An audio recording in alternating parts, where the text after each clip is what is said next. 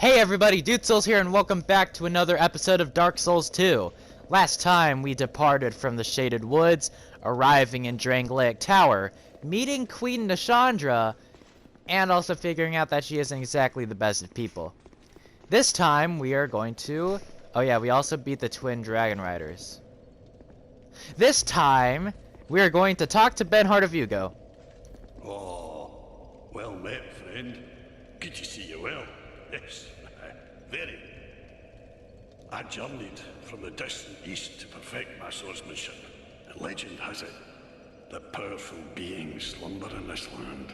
This sword, it's been in my family for generations. And only a real man can wield it true. I may face any manner of man or beast, but none shall be a match for my sword. This land is a right mess, eh? King's gone. The people have a mad glint in their eyes. The land itself is overrun by terrible beasts. No better place to test my sword, eh? This land is a right mess, eh? Yeah, I guess this land is a mess, but hey, what are you gonna do about it? We got an absentee king and a queen who hates the king. So immediately we have two paths we can go down. One path leads to a locked gate. Ow! Oh, they got a Lone Knight Captains? I forgot they had those in this stage. Okay, so that path leads to nothing, so let's go down the second pathway first. I don't know why I say first, because I was right about to run into that elevator shaft. Alright, we have a lever here that... Okay, so I would have said that that was going to pull down the platform or the elevator, but I guess I can't do that. And we have a locked door. That's lovely, so... I mean... I guess we only have one way to go. I give my life, not for honor, but for you. In my time. Alright. And now we're at the top of the ladder that I forgot wasn't as long as I was expecting. Yeah. I just realized that I only have 12 life gems. I really should go buy more. Like, I have 50. You know what? Yeah, I'm gonna go make a quick pit stop in Majula because I got 58,000 souls and I only have 12 life gems. So you know, I need to spend some money real quick. Let's upgrade vitality, endurance, vigor, and dexterity, and then I'm just gonna go and spend all of my other souls on life gems. Let's see how many life gems. 10.7. Yeah. Numbers. 35 life gems, that's not bad. I give my life, not for honor, but for you. In my... Alright, back to this door. Let's go through and see what happens. And we immediately get trapped. Alright, well, immediately noticeable, we have a room with stone soldiers, and a golem.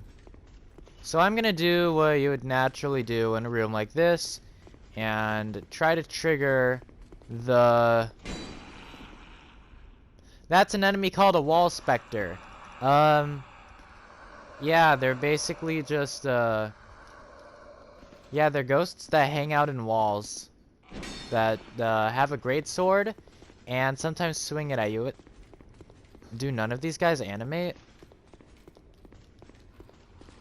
Wait, so... Wait, do I have any enemies that are usable here? Interesting. Well, I guess I'll take out this wall specter for now. They do have a decent amount of defense, actually, but... Hey, they don't actually have any health to back up that defense stat, so... Alright, going down here... Oh! Oh, mannequins! Okay. Can you guys come into this room? I wanna kill you in front of the golem. I wanna activate this guy. Yeah, I know there's a bunch of chests in that room, but I'll get to those later. Ow! Hey! Oh, no! Dude! Dude! You crit me! Really? That's how I get my first death in this episode. I get taken out by a couple mannequins. I mean, it's not like I lost much progress anyways. Like, all I really have to do is climb up the ladder and just open up the door again. Alright, I'm going to grab my 300 souls. Kill this wall specter again. I wonder if you can poison ghosts. Or specifically wall specters. Alright, mannequins. Come over here. I'm gonna kill one of you in here. Or I'm gonna damage one of you in here, just so you're less of a problem when I take you into the main room. Right. You can come, and I'm just going to kill you. And that goes straight to the golem. Nice. Alright. So the golem's gonna turn that goblet, or I guess pull the goblet. What does that do?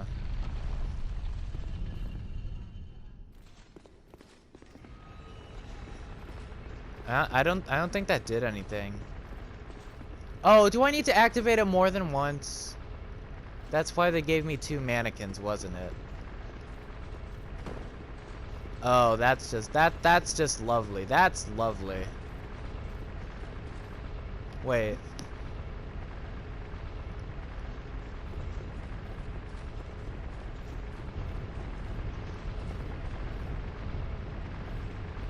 Wait a minute. The elevator's gone. Yeah, I took a closer listen to my headset. Yeah, that elevator disappeared. I guess activating that golem is what called down the elevator. Well, now I actually have to get back out. I could just Homer Bone back, but that would be a little cheap. Alright, in here we have an Old Knight hammer, which is a hammer of the Old Knights, remember from Heights Tower Flame. And Kathia's Chime and the Soul Greatsword. Wait, do we not have that spell yet? Huh. I guess we don't. Yep, it's a magic attack. Don't have much to say about that. Alright, time for a little bit of a rematch with the Executioner's Chariot. Remember this guy from the Undead Purgatory? Yeah, it still has its, like, boss health bar and everything. Like, look at that health bar. This guy is bulky. Remember, it has all these, like, weird hitboxes and stuff, so... Oh, no! I forgot about that kick. I forgot how dangerous that kick attack is. Okay. Give me an opportunity to heal. Alright, it's poison. That's good. That's good. Thank you. Alright. Do your kick attack, I dare you. Boom. That's the kick attack. And now you should be dead to poison soon. Ooh, nice. And boom. Executioner's Chariot down. You better give me a... That's not great amount of souls, but we got Gower's Ring of Protection. Gower's Ring of Protection is... It reduces damage taken from behind. So, if you're getting backstabbed, like if you want to revisit the Shaded Woods for whatever reason, and you just find a bunch of ghosts that are all ganging up on you and you want to run away, then hey, they'll do less backstab damage towards you. I'm just like going around this entire room like looking for items and illusory walls, but I'm not finding any, so that's kind of annoying. Alright, now it was alluded to earlier, but here we have some of the old knights that we have to deal with. It looks like their defense did scale into endgame levels. Yeah, that's one thing about Dark Souls 2 is that if enemies appear in 2 different areas, then their stats tend to scale for what's right for each area. Like the Ironclad Knights gave us... They were very bulky in the Forest of Fallen Giants and the Iron Keep, despite those locations being pretty far apart in terms of skill. And it looks like we also have these old knights who are just as tanky as always, but they seem to be doing less damage. Or I guess less percentage to our health bar. Not as busted as the ones from Hyde's Tower of Flame, but hey, who knows? Maybe they're actually doing the same damage and it's just like my higher defense stat that's offsetting it. Now, if you would notice, we did, by triggering one of the old knights, we did actually trigger the old knight that was on the other side of the room. So yeah, that's something to keep in mind. We want to take out these guys as soon as possible so you don't get double teamed. But hey, it's not that hard. Alright, now we've got some chests. Hold on, wait a minute.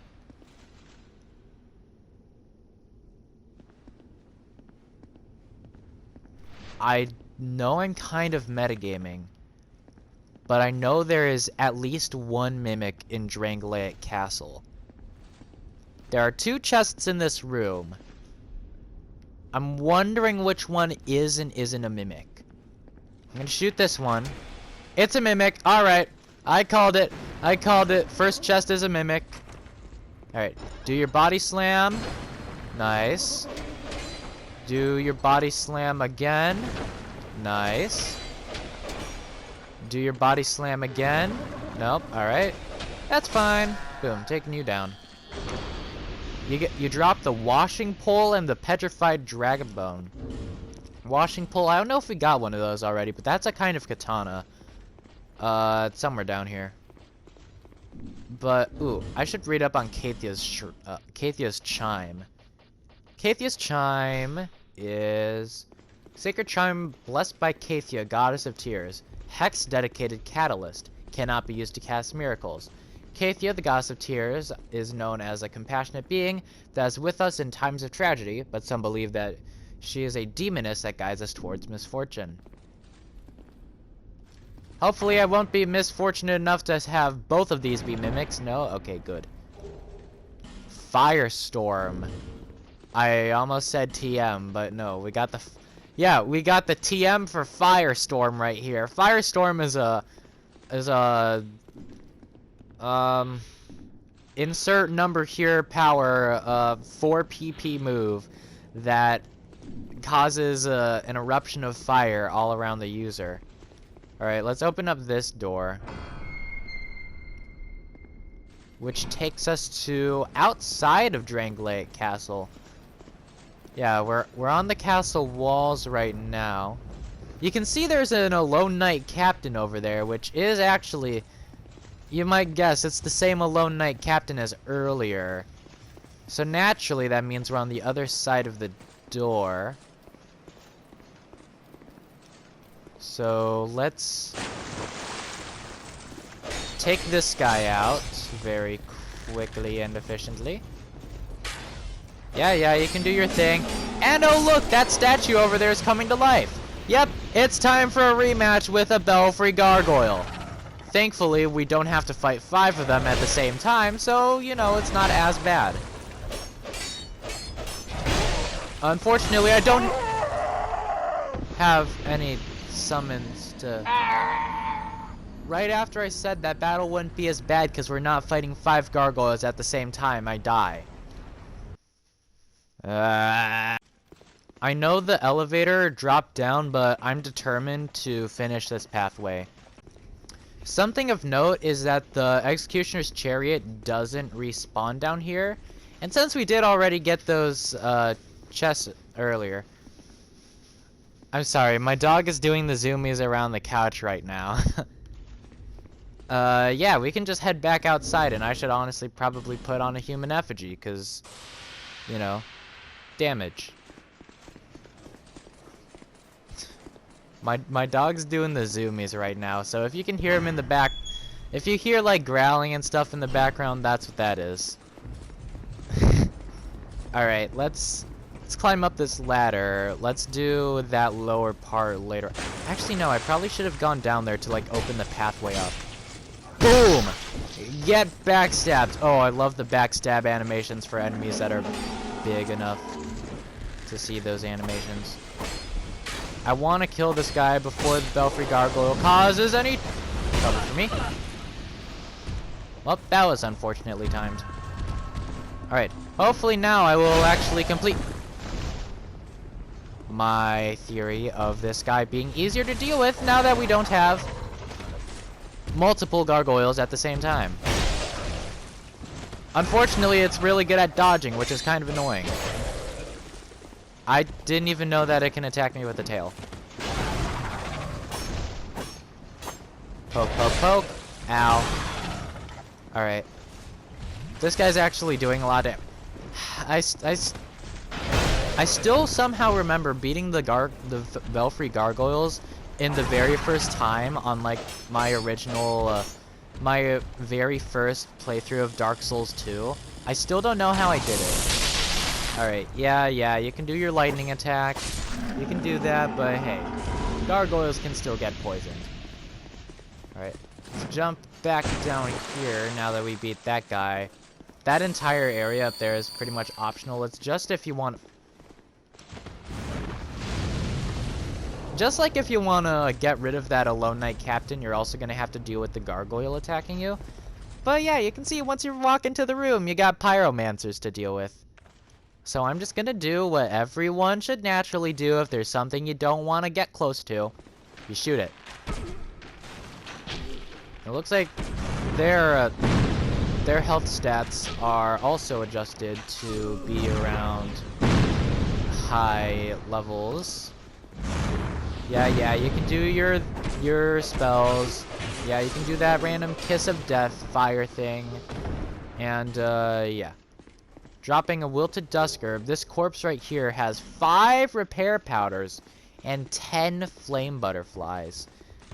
So, that's pretty good. This chest right here, which is not a mimic, because I know there's only one of them in Drangleic Castle, contains our 11th Estus Flask Shard. Or I guess our 10th Estus Flask Shard, technically. Alright, so yeah, we can go turn that into the Emerald Herald. And once you pull this lever, the portcullis lowers. And this path is now completed. You now have access to this above area basically whenever you want. But, well, what I want to do is I want to teleport back to Majula so I can increase my Estus Flask count.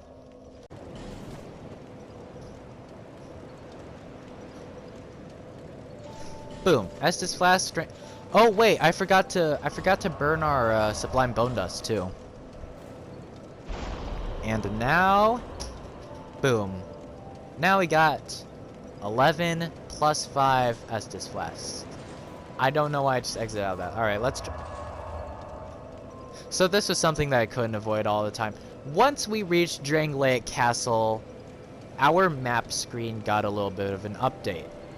Because now, it has blank icons for every area in the game.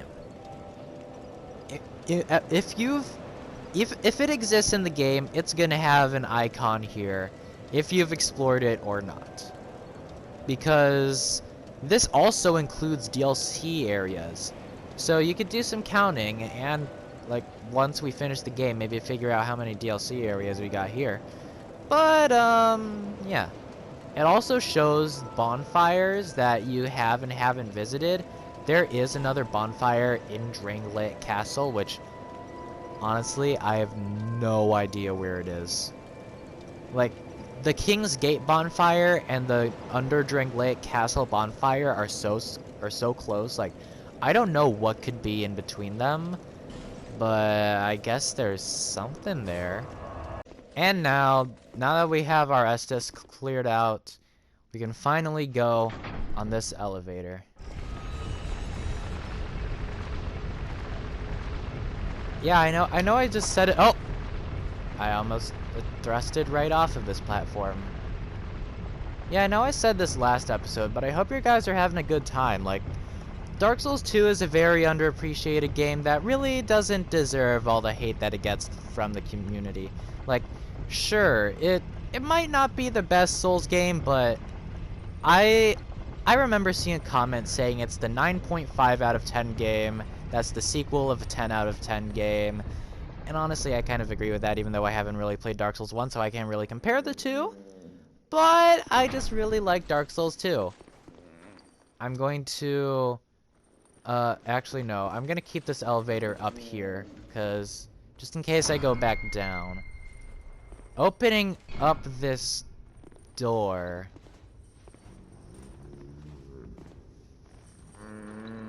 No key to the embedded in inventory. This is a rather distressing scene. 'Cause in the top of Drangleic Castle, there's a cage with some young woman inside of here. Clearly sad, but the cage is locked by a being known as the Embedded, who is a very odd figure, naked, chained up, upside down, with a keyhole for a face. It can't take damage. It's not an enemy. I don't like this. So I'm just gonna keep that in mind for now, not looking at it, and open these chests. We get the key to the King's Passage. I'm just gonna read the item description of that real quick. Key to the King's Passage. Boom. Key to the King's Passage inside Drangleic Castle. King Vendrick tried all manner of things to purge the curse that threatened his kingdom, but when every last attempt failed, the king fled through King's Passage. Chest number 2 contains a soul vessel and a fire seed, so you can increase your pyromancy levels. Plus, you have another chance at respecking your character if you have the need to. So I think that should be your second soul vessel now. And in chest number 3, you get the Strong Magic Shield spell. Strong Magic Shield is where is it? Strong Magic there it is. Reinforces the shield to absorb additional damage. Certain members of the Melfian Magic Academy scoff at these types of magics. The purists, in particular, are disdainful for anything vaguely linked to sword fighting. Oh, purists. But that's basically all there is for the top of Drangleic Castle. So I guess I'll just... Now really, there is only one locked door that we have left to open in Drangleic Castle. We used the key to the King's Passage. Welcome to the King's Passage. The pathway where King Vendrick supposedly escaped the undead curse in times of emergency. Right on this altar we have 3 alluring skulls. If I didn't explain to you what those did, basically, if you throw them, some enemies will go to the skull's position, allowing you to lure enemies away. On the wall, we have a statue of a knight with a sword or a cross buried in the ground, and a painting, or I guess a mural of a tree. Interesting. There's bloodstains, like, on the mural, too. Like, there's some red parts on that face, and there's some parts of the tree that are just bleeding. But yeah. The King's Passage. Ending in a fog door. However, this isn't just some glorified hallway, because... Oh yeah, these statues come to life. These are an enemy known as the Stone Knights. They are direct upgrades to stone soldiers, being capable of very martial and acrobatic fighting styles, using all kinds of spins and jumps and lunges, and wielding spears, and having the heads of horses, sticking with the whole knight theme. You can see that I tried to attack that knight, but it just parried me by kicking me in the face, which honestly is kind of annoying. Like, these knights are really cool enemies, really cool designs with like the all black armor because, well, they're stone, plus the scorching red eyes, and I really like their fighting style. Like, these random acrobatic characters in games where characters are very like clear cut, they're really entertaining to me. I remember when I used to play like Star Wars Battlefront 2 for the modern one. There was some like enemy class that I really liked to play as. It was like an Imperial soldier whose melee attacks were all these like somersaults and kicks and stuff. And I just really liked the melee attacks. Like, I didn't care about any blaster pistols or anything. No, I care about kicking things. They don't do much damage, but they do have very long combo strings that can be annoying to deal with. And yeah, they can be very annoying to deal with, especially because they do so much damage in a short amount of time. Now I walk into the King's Passage with the knowledge of who's who. Alright, so that's a lot of damage. Wait, how did those arrows do so much damage? Wait. Oh, wait, do these guys actually have different damage calculations for headshots? I think that's what happened, because like hitting their torso with an arrow did about like 100 damage, but it did double damage when I hit the guy's head. And we saw in the statue that I shot at that the head just rolled right off once I dealt enough damage. That's interesting. I think these might be the only enemies in the game with like different damage calculations for heads. I really like that. I don't know why that one spear attack did so much damage though. I guess these are less of spears, more of just like twin blades. So I guess this can give you like a little preview at like a twin blade fighting style if you want to choose those. But yeah. Alright, let's take you out. Yeah, just endure all the damage, and we can deal with one of these enemies just fine. Boom. They don't take much damage, obviously, because, well, they're made of stone. That's kind of hard to... You know, it's stone. Ow. But anyways, that's that little squad of stone knights dealt with. You might have saw there are some items here too. And by items, I mean one singular life gem. I think that's... Oh, there's one more item. Soul of a Proud Knight and Twinkling Titanite. And another item. A petrified something. Well, that's the only 4 of the stone knights I will ever see in this game. And now, it's time to go through the fog door of the King's Passage. Who's on the other side? King Vendrick? Or someone else? Meet the Looking Glass Knight. A true spectacle to see.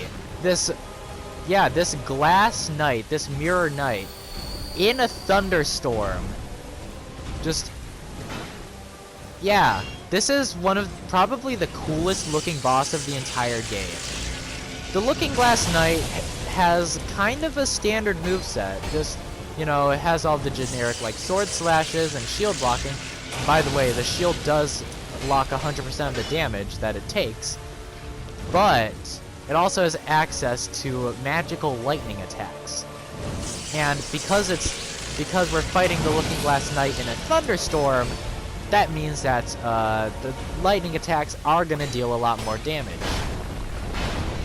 Which can get kind of troublesome when you do, like, if you try to cause distance, then eventually you're going to be hit with the realization that this guy's range attacks. Like, see, look at that.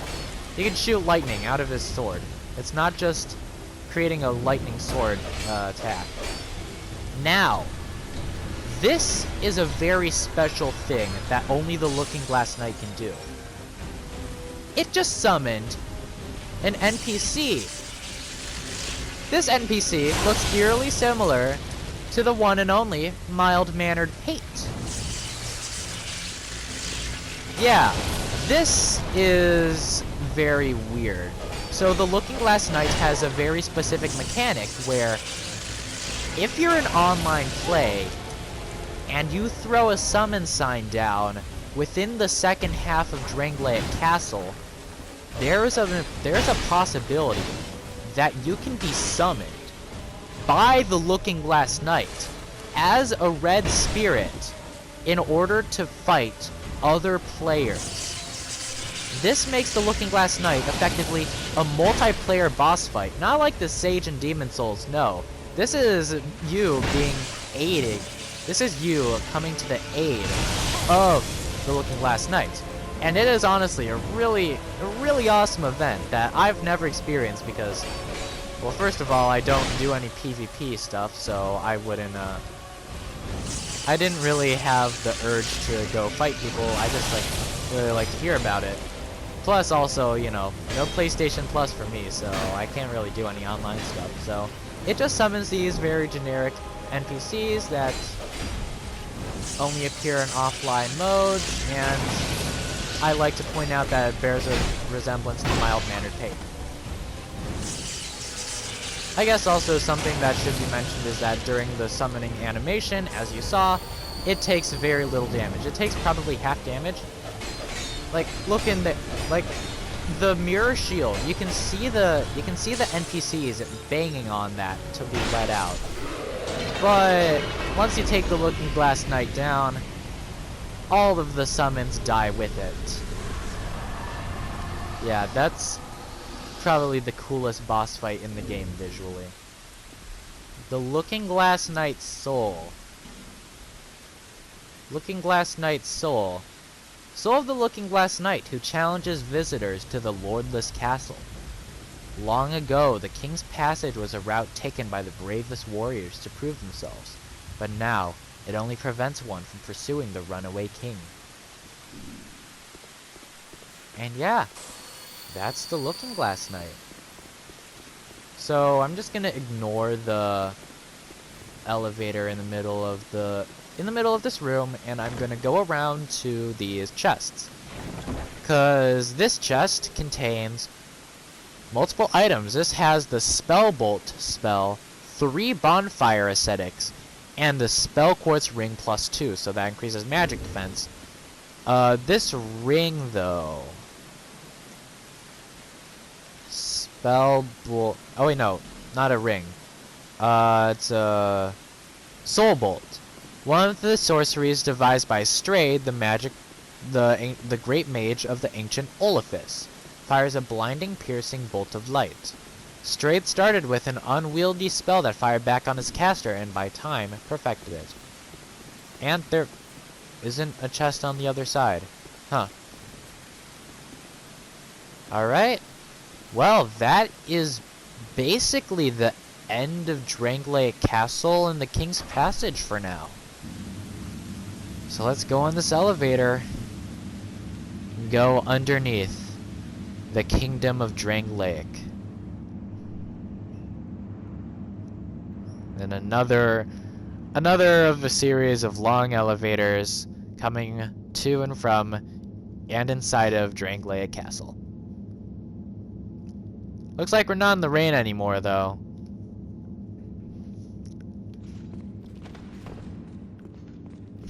Looks like we're going to some kind of cave area. We come from Drangleic Castle and immediately find a very overgrown passage. Past these vines, you can get one singular green blossom. And there is a place to light a torch right there, which I'm going to right now just because the environment's telling me to. Going through this cave. This very long passage. Looks like we got some kind of moisture. Welcome to the Shrine of Amana. Next time on Dark Souls 2, we take on the underground Shrine of Amana, hidden away from Drangleic Castle, as we hopefully pursue King Vendrick. See you guys then.